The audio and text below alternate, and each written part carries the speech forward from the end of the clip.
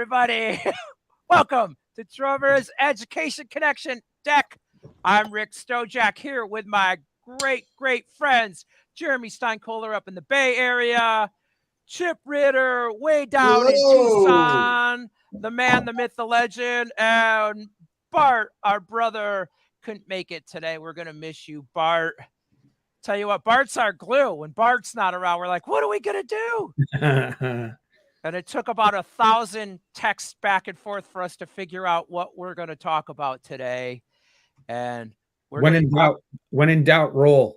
Exactly.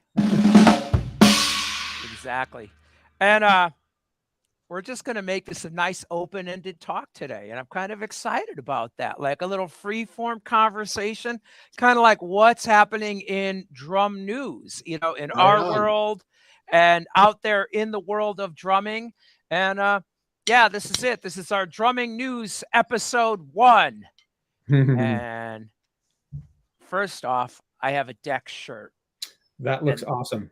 They're available on our website, drummerseducationconnection.com. No, it's actually drummersedcon.com. That's it.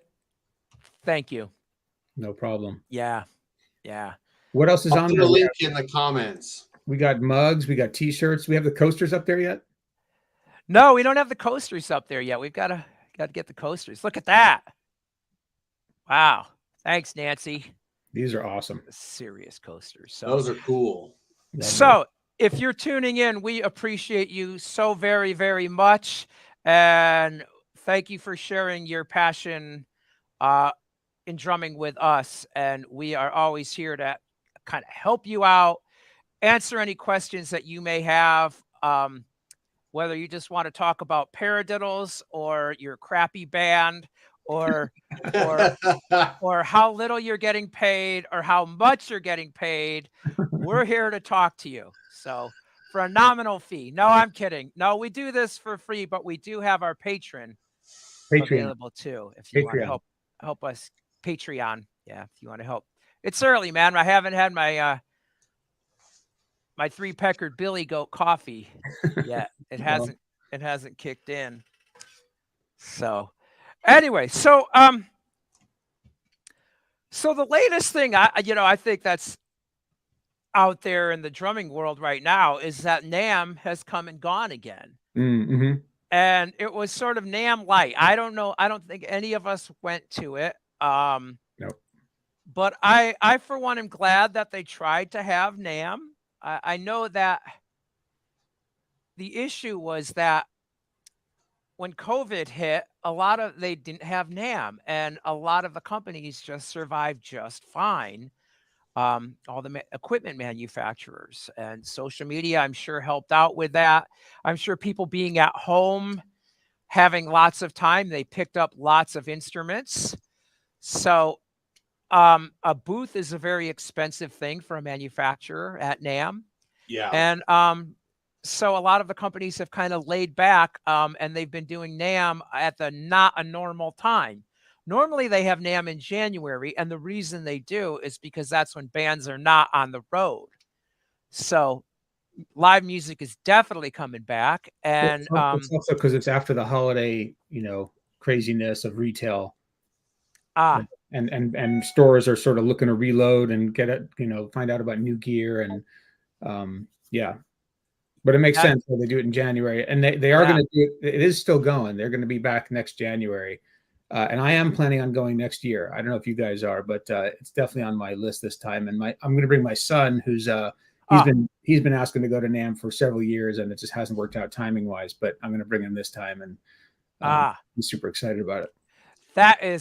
It's like a kid in a candy store when you first go to NAMM. I still get fired up when I go. It's so exciting.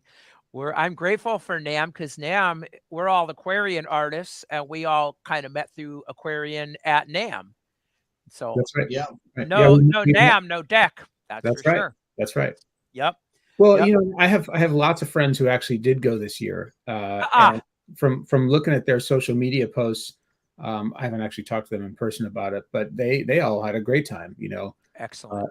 Posting about how great it is to see friends and make connections again. And check out some new equipment, even if not all the manufacturers were there, or if some of them were there in a more limited capacity than normal. It looked to me like everybody had a really good time, and it was a worthwhile experience. I mean, you got to go to NAMM with the right expectations. Yeah. The best part about it is connecting with friends, making new relationships and new connections with manufacturers or A&R people, or sometimes just other drummers. I when I go, I bring with me like a dozen copies of my book, and I hand them out to people that I think would appreciate it and might be a good person to connect with. I met Jim Royal that way, not at NAMM, but at the PASIC show. And that turned out to be a tremendous relationship. And I'm happy to call him a friend. And, we've done some great things together. He's been on our show. And, sometimes things don't pan out, but oftentimes they do. And look what happened with us. I met Rick at the Sabian booth at the NAMM show. Bart the same. And here we are, 120 episodes of the Drummers Education Connection later. There it is. So yeah, NAMM, I'm planning on going in January. I'm looking forward to it. I've been bummed to miss the last few, although I know they've been kind of, limited, not the full robust offering that it usually is. Go ahead, Chip. Oh, I was just going to say, I'm not sure if I'm going to go this coming year, but I'm going to make that decision after I feel out how the deck day goes in October. Yeah, we should make that announcement. Somebody tell me the date because I'm not looking at my calendar, but we have another deck day planned up here in the Bay Area. We did our last one down at the Aquarian Drumhead warehouse in Anaheim. And we are going to do it up here in San Rafael, just right across the bridge from Berkeley and right across the bridge from San Francisco in October. And it's going to be all four of us. And Chris Brady from Aquarian Drumheads is going to come up, and we're going to have going to be cool. We're going to have tons of giveaways like we did last time. Last time when you came to Deck Day, you walked in the door, and just from walking in the door, I forget how much we charged. Was it $30 or something? You got a goodie bag that had a drum head, a pair of drumsticks, a drum key, some dampeners, lanyards and keychains and merch, swag, and all that stuff. And then we also raffled off a ton of stuff. We raffled off cymbals and stick bags and all these terrific products that our sponsors donated. So we're going to be looking forward to doing that again, and hope you guys are all going to come out for that in October in the Bay Area. That's so exciting. Yeah. Thank you, Chris Stanky at Sabian, because we got to raffle off give away a Sabian cymbal.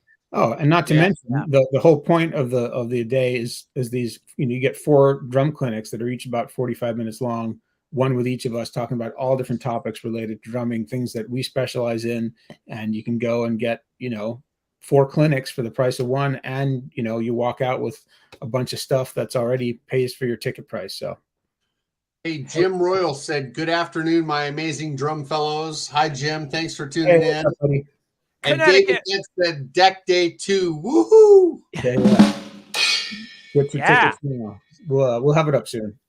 Anyway, so that was the story about NAMM. I'm looking forward to going. What else is going on in newsworthy stuff? Rick? Newsworthy stuff. Well, one thing I do want to say, one last bit of NAMM is I believe NAMM is always going to be there and it's going to thrive.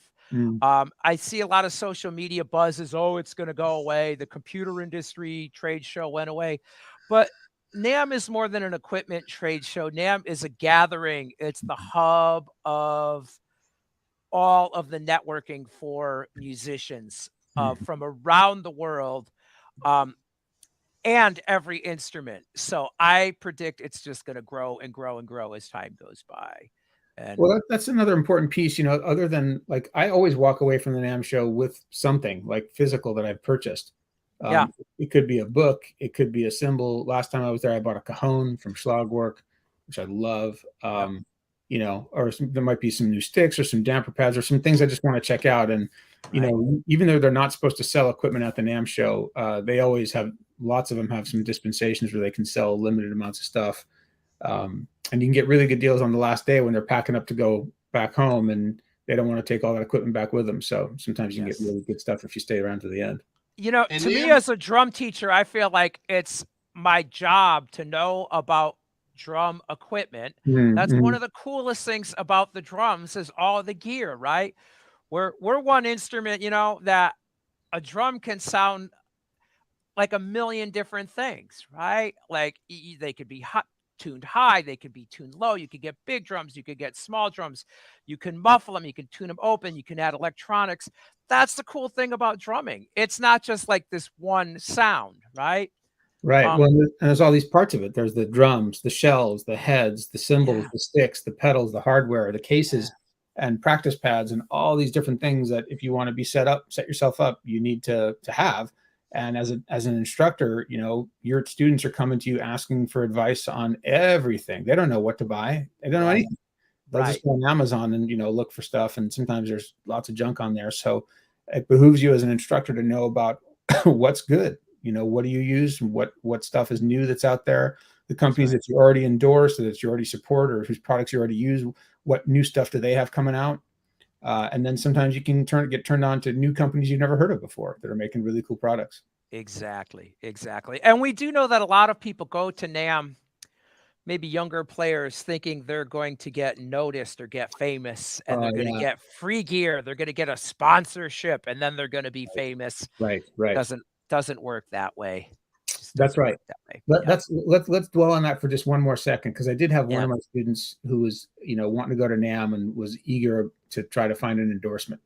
And he's Yeah. like, "Yeah, I want to go to NAM to get an endorsement." Right. And well, you know, that's kind of not how it works. And you really want to think hard about what it is you're wanting to endorse, as opposed to getting an endorsement just to put a stick of feather in your cap, right? Right.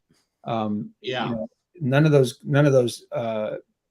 reps are going to give you the time of day unless you're already a dedicated user of their equipment and have something to offer Yes. as far as exposure of their equipment. You know, so either you're a teacher with a robust practice, or you're a touring musician and your drums are getting in front of a lot of eyeballs, or Yep. you're maybe you're a YouTube influencer and you got tons of content that you're providing on YouTube. And so, you know, that there's got to be something. You don't just get an endorsement for nothing. That's right. And even when you do get an endorsement, it's hardly ever is it free stuff. That's right. I mean, there are limited deals where, you know, as an endorser, I've gotten a handful of free products, but mostly you got to pay for them. You know, just not nearly as much as you would if you bought them retail or whatever. Yep. But you know, it's not just about free stuff or discounted stuff. It's about a relationship, right? So That's right. that's what you're trying to do with an endorsement, is build a relationship with a company or with a person really at a company who's there to support your needs, because you have lots of needs as a professional drummer, instructor, whatever, in terms of equipment, and you're offering them exposure and you know, social media presence or community presence, whether it's in the form of playing in front of lots of people or teaching a lot or doing clinics or whatever. So, you know. That's exactly right. That's exactly right. And you know, these companies, so if you want an endorsement, you like you said, Jeremy, you should be a dedicated player of that product to begin with. And you should be promoting it like crazy, and then maybe letting them know that you're promoting it like crazy. All the endorsements that I have, I never asked for any of them. I Oh, was I wow. didn't ask for, yeah, I didn't ask for Aquarian, I didn't ask for Vic Firth, and I didn't ask for Sabian. And you know, with Sabian, I'll just share this. I love to give swag away to my drum students, and I have over 50 at any given time through any year. I have over 50 students. Wow.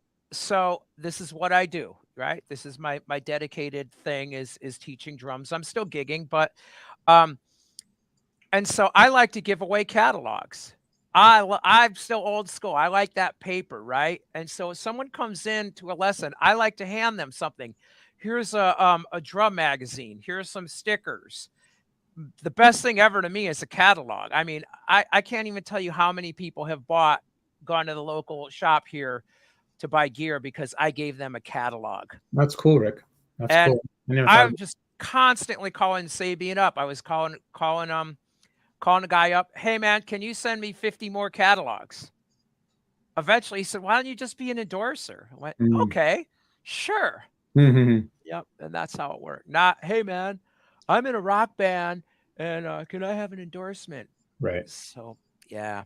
Yep. So the other quick point about this is all of these companies, folks, are small.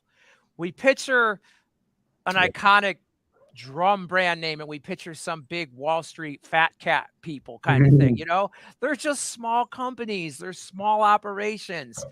5, 10, 20 people. They're not massive. And the cost of manufacturing is so high for anything. Don't fool yourself into thinking that they're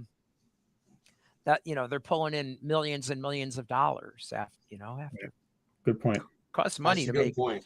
to make a product. So although I did see Chris Brady driving a Ferrari the other day, so yeah. for him, but he seems to do just fine. I love it. Is that the other Chris Brady from Aquarian Drumheads? He's famous in limited circles. Nice. Chris, we'd love to have you back on and talk about drumhead selection. Yeah, Chris, if you're watching, we were just talking about this. We want to have an episode, and you guys tell us what you think, where it's all about how to choose the right drum heads for you.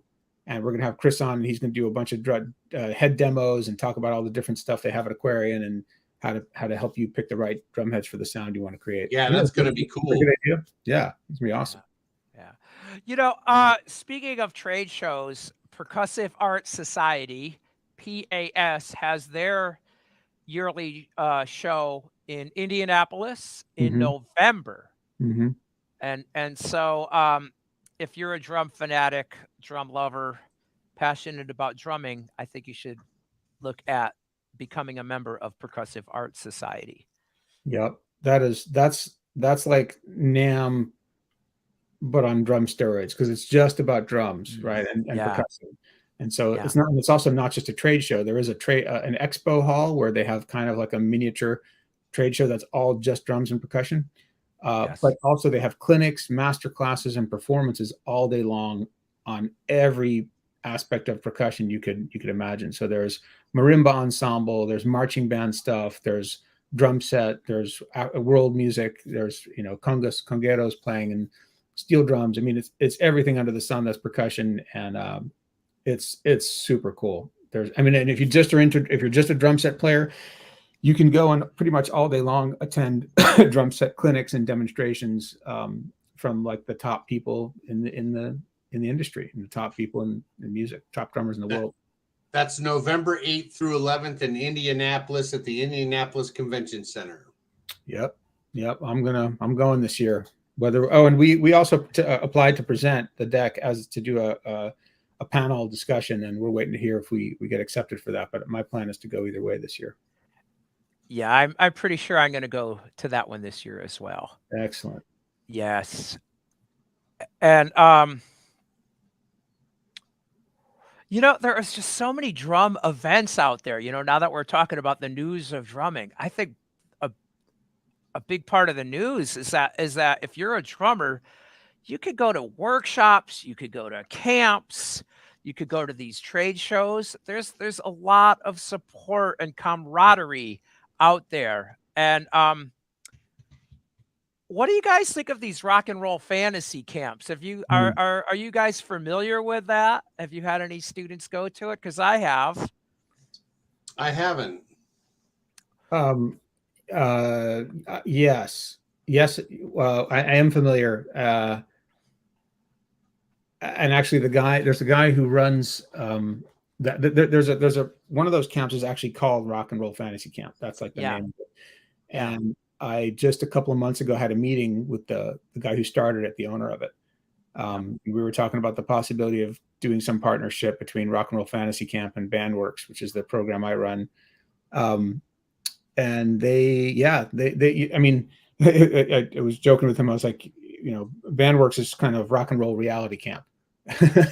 Yeah. Fantasy camp. But the fantasy camp aspect, it has it revolves around these rock stars that show up and participate and hang out and teach and work with you get to play some music with Roger Daltrey or Sammy Hagar, and that's a pretty cool thing. Yeah. So I mean, there's that kind of thing. there's the fantasy camp, which I think that the fantasy taps into the part of playing with your heroes, your rock and roll all stars. Right. But then there's also, music workshops and music camps like Bandworks, and I know programs like Bandworks exist, not just in the Bay Area but all over the country.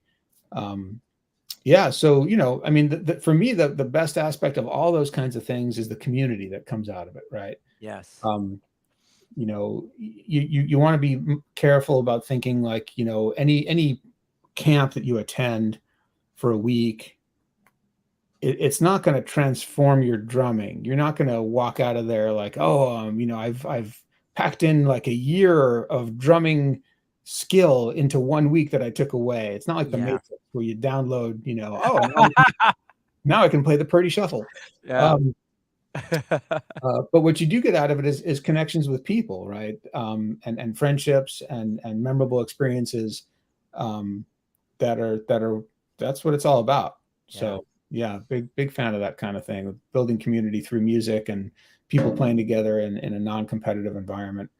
Jeremy, tell us just a little bit more about Bandworks, about the program. Sure. I started Bandworks in 1993. So this is actually our 30th year, which is hard to believe.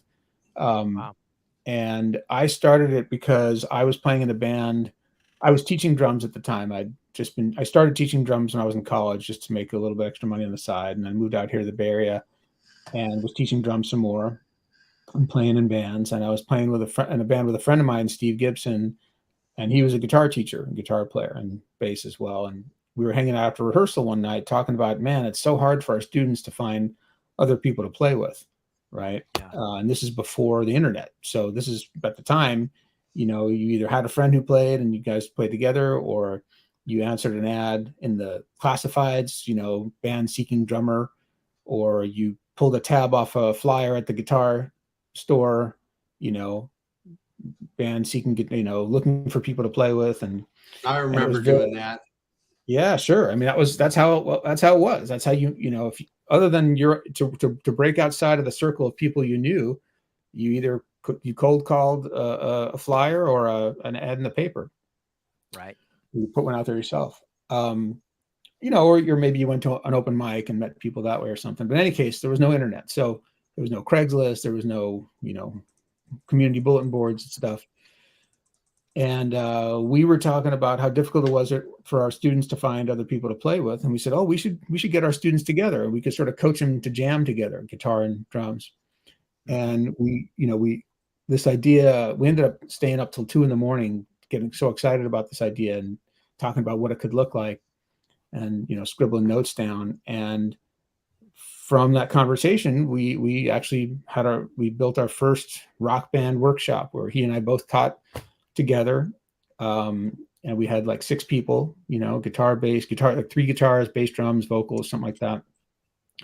And we found a local a women's shelter that was empty at night. It was just a daytime shelter, and they let us come in the evenings and move all the furniture out of their living room and bring in a PA and a drum kit and a keyboard and teach our class and then pack it all up. So it was like a gig, really. It was so much work. And then we had our first concert, and then at like a rehearsal studio, sort of big performance room, and our student band played, and then my band with Steve, we played after them. And then people came and there was buzz, and it kept going, and we've been doing it for 30 years, and now we have summer camps. At one point, we were up to 10 locations around California and one in Portland, Oregon. Wow. Now we're back down to 2. But we see over 1,000 students in our program every year, and it's just rock band workshops. So you sign up on drums, bass, guitar, whatever instrument, violin even, and we place you in a band with other people. Adults go with adults, kids go with roughly the same age kids, and roughly the same experience level. So if you're a beginner, you're put in a beginner band with people your age. If you're an intermediate or advanced player, you're in a band with people roughly your age and roughly your experience level on matching instruments. So to make a band, and not every band's exactly the same instrumentation, but average bands maybe 5 people, 6 people, sometimes 4. And we give you one of our instructors who we've trained in how we want this what we want the students to get out of the experience, how to coach a band effectively, how to prioritize what to work on. And then at the end of every 8 weeks, there's a concert performance, or several concerts now, because we've split them up into multiple days, and at a local venue here in the Bay Area. And we've had the pretty cool venues. I mean, these are venues where famous bands play, so they're awesome venues with good sound systems, and those places are happy to host us. And we bring in our bands, and they bring all their family and friends, and so it's a big show every 8 or 9 weeks. Yeah, and that's Bandworks. You can check it out, Bandwork, www.bandworks.com. That's our website, and it's here in the Bay Area only, but that's what we do. You guys invented that, man. You guys invented that concept, really. I kind of feel like we did, because we came up with it out of the blue. Like, I didn't know about anything else that was like that or happening. Yeah. And now there's a ton of them, right? There's School of Rock, that's a franchise everywhere. And we predated them by 10 years or so. We predated the movie. And I didn't know of anything else happening like that at the time. So yeah, that was our thing. There are so many resources for drummers, and so often I'll have students who are just afraid to get out there and do it, and get out there and play or go to these events. They get worried about being judged. Yeah. Or they just feel like they're not ready. And it doesn't matter how much time all of the time at home practicing is going to add up, but you have to apply it to really let it sink in. So getting involved in the community, starting to play with people, that's how you're really going to grow. I've noticed forever, when my younger students are in school bands, they evolve like crazy. And the students who come in, the younger students who've never played, aren't playing in school band or jamming, it's sort of more likelihood that they're going to fade out in the drumming. And so go get it. That's it. I've got a lot to say about that. I mean, I know there are some people who just enjoy drumming for its own sake, and they don't have any aspirations or desire to play in a band, and that's all fine. Yeah. But the drums are a band instrument, and most of the people who want to play drums in a band. Right. And I will say, just echoing what you said, that students grow immensely from that experience of playing in a band. They learn so many things that you don't learn in private lessons, that you can't learn in private lessons, that you can't learn from just practicing on your own.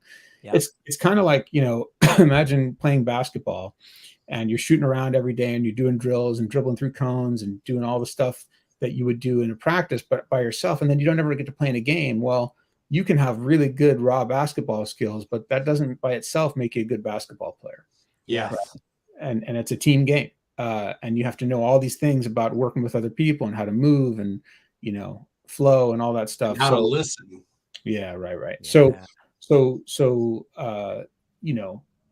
I have students who have been playing. We at Bandworks, we sort of like set the bar at 6 months. You need to have 6 months of experience under your belt before you join.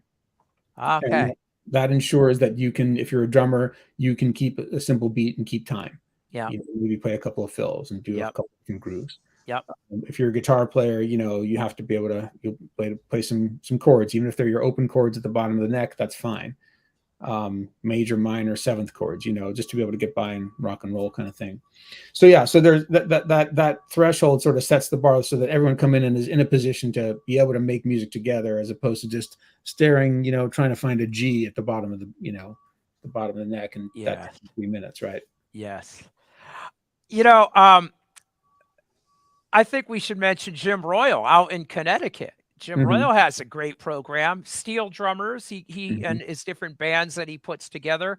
He puts together these steel drum bands, and they tour. They do gigs all over the place. In fact, they were just down in Jamaica. Man, can you believe that? That he facilitated that for all these players. So great cool. job, Jim. That's very, very cool.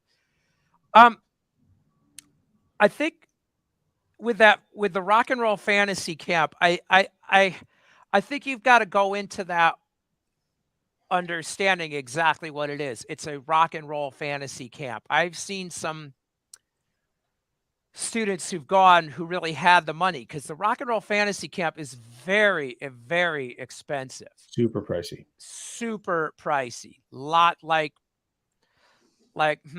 it's this car or that. I mean, it's not as expensive as a car, but it's a lot of dough. It's a lot of dough. I don't know the cost, but you could get maybe a couple years worth of drum lessons or go to Rock and Roll Fantasy Camp. Well, they cater to a certain demographic, you know. Yes, yes.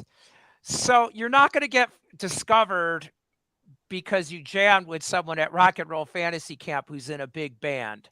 Um, Now, I had one student who, she could handle it, and she's into a certain genre of music. She's into, Seattle grunge stuff, and she's a great drummer. And she went and she got to play with some of her idols, Cool. and that was that pivotal moment, man. That just moved it all forward, and Mm. how exciting. And if that's the fuel that drives you, Mhm. man, it's worth every penny. If Right. that motivates you to keep on playing and is exciting, that's great. But if Right. you're just doing it for ego's sake, because I've seen some others who've gone and, the rock star that they played with who's in the big name wasn't really into it. Right. That's a little bit like playing at the puppet show for a rock star. Like so I mean, that could be like, oh, I jam with this major player, but would lessons for a year or two have been a better value for you? So you've got to weigh that option. So the other thing that's out there are the Rockin' 1000s, which are real popular in Europe. And I have a student who's ready to do that. That's where they have 1,000, it's like 1,000 musicians, and they all jam. They have a set list of songs that they all learn, and you've got like 7,500 drummers, 50 bass players, a million Wow. guitarists, and they're in an arena and they're playing outside in an arena. They do them in Italy and Spain. And man, that is an adventure. And I think that's just one of the coolest things ever, too. So that's a unique kind of vacation. And great musical experience that'll drive you. Well, the common thread with all this stuff, whether you're doing Jim Royal's program on Steel Pan or Bandworks or Rock and Roll Fantasy Camp or one of those big gatherings or NAMM even, is really, in my mind, it's really all about community, Right. and Right. connecting with other people with similar interests and sharing that experience and getting turned on by other people who are further ahead than you are on the path, whether that's from gear recommendations or teaching you, how to play better or even just watching better drummers play, and you pick up things from doing that. Yeah. And then also for you, it's a chance for you to share with the people that are behind you on the path, those who are just starting out, and make you feel like what you have to offer is also of value. The people you surround yourself have a big impact in your life and what happens and how you're influenced. Yeah. If you can't soar like an eagle if you're surrounded by turkeys. So it's good to get out there and be around people that are in that field, you know what I mean, that know what they're doing and that are doing things that you're interested in doing. Well, wait, couldn't an eagle fly just as high if he was around a bunch of turkeys? I don't know. I mean, why would the turkey stop the eagle from flying? I'm just trying to think. Because the eagle hung out with the turkeys long enough to start thinking it's a turkey. Oh, that's good, Chip. That's good. Yeah, I like it. This reminds me of a book I read last year called The Talent Code. Oh, I love that book. That great talent isn't born; it's sort of crafted and made. And one of the this could be artists, this could be people in sports, music. Hold it up a little closer, Jeremy. Hold on, I gotta turn the fade's not working. Yeah, there it is. Yeah, there it is. Now you got it. The Talent Code. It's what, Daniel Cole? Coyle. Yeah. Yeah, Coyle. Yeah. That usually the environment that people are in, that's what helps create them. They're around, like what Chip was saying, they're around a community of people of other artists or other athletes. Yeah. And usually there's like a pivotal event that fuels them, that triggers it. Like, wow, that happened, and wow, I'm just on fire and I've got the passion. So hopefully everybody will find that one moment, that one event that just gets them so fired up. The spark. A spark. That's it. That was what he said. It was the spark. For me, it was school band. I had a percussion group with just me and one other guy, and we just called it Total Percussion. And we did a jam in the auditorium, at the talent show, 2 drum sets, timpani, and we each got to do a solo, and it was a double drum thing. And I got a big standing ovation, and I was, gosh, maybe 15 years old, and that fired me up so big time, Mhm. and I still feel that. And so, You do you know- guys have a pivotal moment that you could point to that lit your fire? I was in a talent show in 8th grade where they had a school assembly and everybody filled up the gym. And I had my drums on the floor, and we did this skit with my friend Quentin, who came up and was going to play, and I was the janitor sweeping up, and I convinced him to let me play the drums, and I junked out on him, hit him over here, hit it over here, and then all of a sudden I started going into this big beat. And once I started going into the big beat, everybody stood up and started dancing and clapping, and it was like this amazing moment in my life where I felt like this is what I have to do the rest of my life. Oh, I love that. That's like Stomp, huh? A little bit like the Stomp thing. Cool. Yeah. Oh, that's so cool. What about you, Jeremy? I mean, boy, I've had a ton of peak experiences after I sort of got sparked, that were like super memorable like that. But, what got me started was seeing my dad used to act in community theater productions, musicals and stuff. And he was in a show one time, and the pit was just a piano player and a drummer. And I was just laser focused on the drummer the whole time. I think I was 9 years old. And just watching him, and I couldn't believe, how does he do that and move his hands and his feet all around and make the music sound like music. And went up and talked to him afterwards, and it turned out he was a teacher at Juilliard, and I started taking lessons with him. So that definitely sparked me. And then I remember the first rock and roll show I ever saw was a band called Scandal. I don't know if you guys remember them in the 80s. Oh yeah. And the drummer was like, Chip, you'll love it. He was, tossing his sticks up way into the air and catching them, and behind the back thing, and throwing them out into the audience. And I was like, oh my God, that's unbelievable. Like, I was so hard to imagine that could ever be me. And it's still not me, because I don't throw my sticks up like that and catch them. But other than that, yeah. But it's interesting. Like, I think about all the amazing drummers we've had on here that we've interviewed, guys who are playing with, and gals with, some of the top, name artists of today, right? Yeah. And they all have a story like that. Yeah. They all have a story of being sparked. Yes. Where something, like triggered for them and got them really excited. And sometimes it came from a teacher, or seeing another drummer, or seeing a marching band, but that spark is really, really important. I hope everybody out there finds their spark. Whatever, Me too. And whatever it is. And like Chip said, and like Daniel Coyle says in that book, The Talent Code, the environment you put yourself in and who you surround yourself with, that actually has a huge impact on your path and your development. And so, the more thoughtful you can be about that, I think the better. Yes. Putting yourself in an environment which encourages your growth. That's right. Absolutely. I'm all about being around the encouragement and the support. Yeah.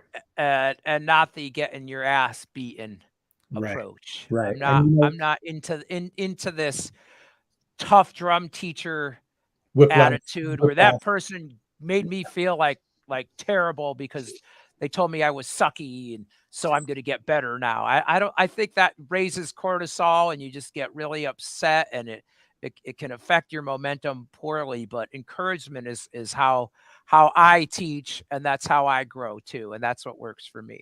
Yeah, the same for me. You know, I know that's kind of a different school. You know, it's an Yeah. old school kind of approach. And Yeah. my son Evan went to a Stanford Jazz workshop last summer. And for those of you who don't know what that is, at Stanford University, every summer they invite really just some of the top jazz musicians in the world who come and teach for a week. And you can sign up and go. It's just for kids, teens, and they get to work with, you know, Joshua Redman, Kenny Barron, you know, just like the list is long of the luminary jazz musicians who have gone to work there. Tara Eitste. And my kid got to work one-on-one with Kenny Barron, who's like, you know, he played with some of the most famous jazz musicians in the world. He is one of the most famous jazz musicians in the world. Yeah. And get that direct feedback and that inspiration. And it was really cool. But he did tell me about a bass workshop that he sat in on, and I won't mention the name of the teacher, but you know, another, you know, top household name jazz bass player who was just tearing the kids to pieces. And was saying, you know, I thought you guys, you know, I thought you'd all would know how to play a blues by now, you know, some stuff like that. And just tearing them down. And you know, that I think those guys would probably tell you that that's how they learned. Well, yeah. You know, and they were told, you know, by the people who really had it, and the inside people who were already doing it, you're not there yet. You know, they got the tough love, and it's one thing to say you're not there yet, and here's how to get there. It's another thing to discourage you and you know, beat you down. I don't think that hurt people. Yeah, man. Yeah. I'm all about let me help you get there. Yeah, right. That's inspiration. Let's do that. Let's do that, because it can be done. And if I can do it, you can do it. And then me too. You know, sometimes I've had students who are trying to do something that's on the page and failing and trying and failing, kind of tear up a little bit. Yeah. And I realize that I'm pushing them maybe a little bit too hard, you know, and you gotta kind of judge everybody by their individual, meet them where they are, rather than expect them to hit some benchmark that's far above where they're at. Yeah. That's right. They've got to be challenged, and they've got to be successful, right? Because if you don't have a taste of success, it's just nothing but drudgery. And that's it.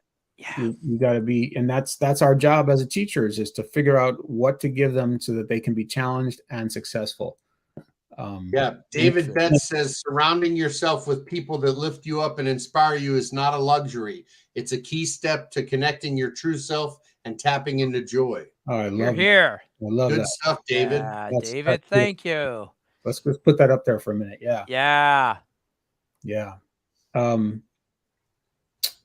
It's so true, you know.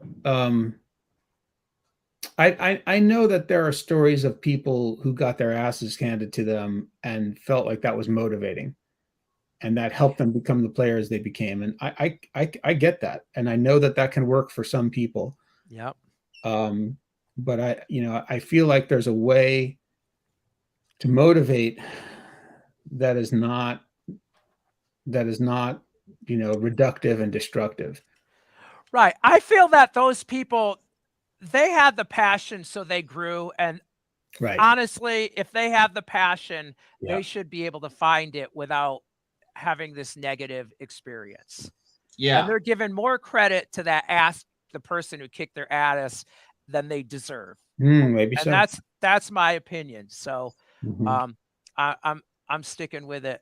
Well, you know, one of my jazz teachers, my first drum teacher, Fred, I went and saw him play at live, and then the next time I was at a lesson with him, I was like, teach me how to tune the toms. Teach me how to tune my toms like yours. They sound so awesome. And he looked at me and he said, don't you think you ought to learn how to play your snare drum first? And I was like, ouch. Ouch. But he was right, you know, for where I was with the drum process. And it was a good idea to learn how to play some stuff before I learned how to tune the toms so eloquently. And you know what I mean? That I remember that hurting a little bit. And then understanding where he came from later in life. Yes. Yes. I had I was playing in a Caribbean kind of band for a long time. They were steel drum players and I'd play drum set. And they used a pool of different musicians. And there was one guy who was just this expert on world beat rhythms. And I would say he had an attitude though. And Yeah. he was not the friendliest guy. And we were at a party and I was for all the people who played in the band, and I was truly thinking of studying with him. And we were doing a little jam and he had a cowbell and he was playing this pattern. And I said, "Hey," I was thinking, I really think I want to study with him. And I said, "Hey, what's that pattern? Can you show me that pattern?" And he gave me the smuggest look and put the cowbell right up in my face. And he's like, "It's that." Like I should already know it, you know? Wow. And I thought, dude, you just left a lot of money on the table. Right. Yeah. You For just left. real. You think about a year lesson, a week lesson every year for 3, 4, 5 years, Mhm. or how long I might have studied with him. It just wasn't worth it to me.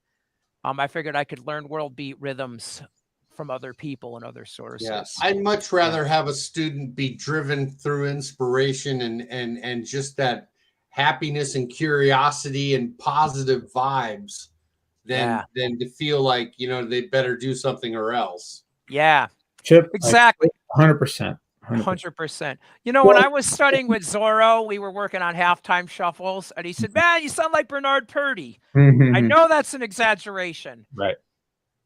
But in my head, I can sound like Bernard Purdy. I believe in myself. Wow. Well, that's it. It's about believing in yourself, that thing. And, yeah. I guess people on the other side of this would say, would argue, well, that's what I'm after too, is getting them to believe in themselves. But first, in order to believe in yourself, you have to, realize you know nothing and that you suck until you're good, kind of thing. But yeah, man, it just feels like it just doesn't resonate with me, man. Like, there's a certain amount of humility that has to be there in a student to want to learn, to want to come take lessons in the first place. Yeah. I mean, they've already got that sense of humility. You don't have to instill humility into somebody. Yes, exactly. Well, another resource for exposure and inspiration that I like to mention is the Hit Like a Girl drum contest. Yeah, what's going on with that? Well, I first off, thank you to a couple of the judges were on our show, Kelly Ray Tubbs and Jim Mola, a few episodes back. We had them on and they talked about this yearly contest.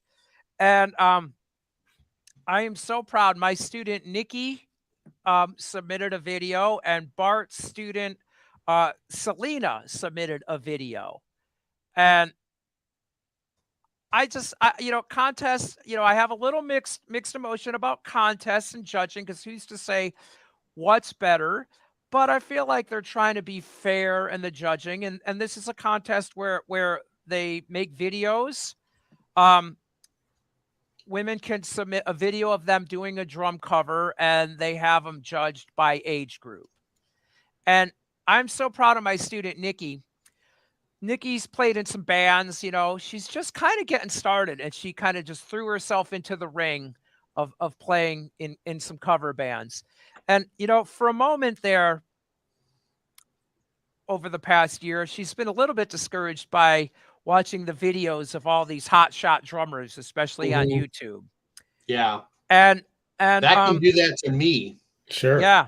It's intimidating to all of us. And I let her know, hey, a lot of us pro drummers, we don't watch that stuff. No. It's not going to do me any good to see some. I've already watched drummers that I admire, and I try to learn from them and go to concerts. And, I'm more interested in seeing how a drummer interacts with their full band and how they play that way and get inspiration from that than just doing a solo, And I get it, though. We have to do solos and flashy, blingy things for likes on social media.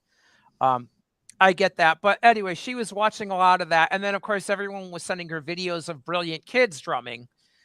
which great for them. That's beautiful. But that can be debilitating too. It makes us feel inferior. So anyway, I encourage her to stay in her lane of being a steady pocket groove drummer and being an entertainer. So she made a video, filmed it in here, and she's doing really, really well. I know the judging is out. I'm not sure where she stands with it, but people can vote also in addition to the judging. And I know she's like in the top 5 for the voting, and that's an Well, international. she went for it. That experience itself is pretty cool, you know. Yeah, exactly. Right. Exactly. So motivating. And check out Bart's student Selena. I think she's in the 18 group, 18 to I think 39 group. You And know, Selena did a great job. And Selena was at the deck day, up at Aquarian, and she did a great job. And so it's really exciting to see as a teacher. The thing that's important to focus on there, and in so many situations, is the process over the product. You know, Yeah. the video is a video, and you got to submit that. And you know, I just had a kid right now is auditions for high school jazz bands for next year's crop of kids, right? Yeah. And I coach a number of kids who attend Berkeley High School, and Berkeley High has got one of the most prestigious jazz programs in the country. And there's all sorts of famous people who have come out of there: Joshua Redman, Peter Affelbaum, Dave Ellis, and whatever other people that I'm forgetting. And so it's very competitive to get into the top jazz ensemble. And I've got my student Max, who I've talked about, who we know connected with Gene Hogan, and he actually, as a freshman, got into the top band because he's just a monster.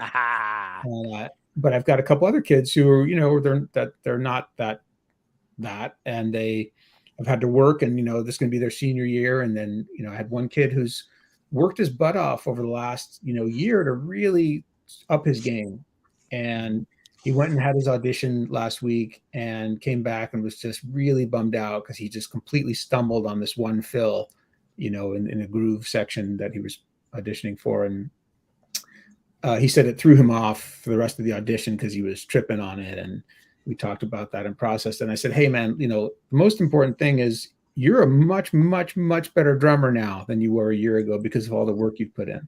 Yeah. And, you know, you get in, hopefully you'll get into this band, and, you know, they'll see that one little hiccup isn't representative of all this other great stuff you can do. But, you know, if you don't get in, you still made the progress. You're still a better drummer. And, you know, you're going to have a whole life ahead of you of playing drums in bands and playing in college and doing whatever.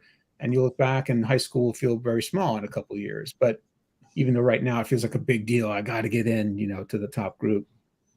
But, you know, reminding yourself to focus on the process, I think is really good. And that goes for Selena. And, you know, she is where she is, right? She's not going to be able to compete with drummers who've been playing for 10 years and 15 years. You know, she's a groove player, but man, even as a beginner player or intermediate, whatever, you can lay something down, and you can be the best version of yourself that you can be. And that's all we all can do. Right. You know, I'm never going to be able to play, I'm never going to be able to play like Chip Ritter, no matter how much I practice. Just and you know, guess what? Chip Ritter's not gonna be able to play like me. Like not at all. We're just different people, right? And we influenced by different things and practice different things. And you know, when I saw you guys at the deck day, I was blown away. I was like, wow, here are these amazing drummers, totally different from me, doing their thing and being really good at what they do. And it's a beautiful thing. And that's all you're after in the end anyway, being the best version of yourself. That's it, Jeremy. Well said. So let's all just be the greatest versions of ourselves in every aspect of our life. Yeah. Yeah, man. Yeah. That's a perfect way to wrap up today, man. Yeah. Hey, real quick, my good thing is my sister-in-law, Laura Christine, is officially now a member of the original thrash band Dark Angel. Dark Angel are basically one of the bands that really, or probably the band that started the whole heavy metal thing in There's the a 80s. link to So, the YouTube in our comments. yeah. Okay. Yeah. Check that out. She just played. She and Gene, Gene Hoglan, just played in Chile, and it was Laura's first big arena gig, over 15,000 people. So check out that link. We can't play it, Chip, can we? No, I can't Intro? play it for Yep. you, but it's on the comments. You can click on it in the comment section. Yeah. So welcome home, Laura. We can't wait to hear about your experience in Chile, but we're so proud of you. And man, those South American audiences, man, they are into it. It's very cool. Yeah. Yeah. How about you guys? You want to close with a good thing? I played last night at the Gaslight Theater, and I got a cheering ovation for my drum solo. It made me feel good about myself. Way to go, Chip. Yeah, Way to go, Chip. man. Yeah, I started launching the sticks up in the air, and I could see the logo twisting on the drumsticks, and I heard the roar of the crowd, and it was just like really cool. Yeah. Oh, I love that. Oh, beautiful. Oh, I just wrapped up 6 gigs in 10 days with four different bands. So that was a wow. little bit of a. I have tremendous respect for people like Bart that go on tour and doing it every night, for weeks at a time. Man, that's a lot of work. It's hard, but it was super rewarding and really fun. I love it. I love it. Well, everyone, thank you for tuning in. We really, really appreciate it. We're here for you. Check in with us anytime if you have any topics you'd like us to discuss or anything to add to the chat. We really appreciate it. Bart, we missed you this week. We know you're out there killing it. That's how to play a rock and roll show, folks. That's what Bart says. And so we appreciate it, everyone. Thanks, you guys. Appreciate you all. See you next week. See you next week. Bye, guys.